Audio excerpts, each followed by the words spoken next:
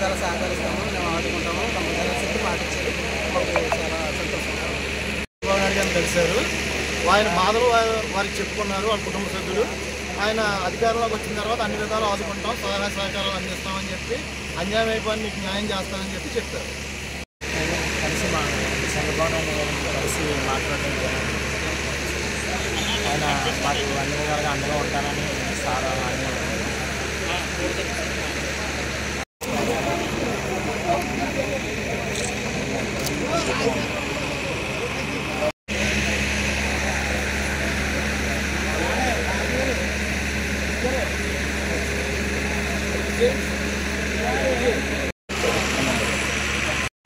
ఈరోజు 5 సంవత్సరాల నుంచి అలాగే ఇబ్బందులు పడుతున్నామండి. మా కుటుంబానికి ఆదుకోవాలని మేము కోరడం జరిగింది. అడిగారు.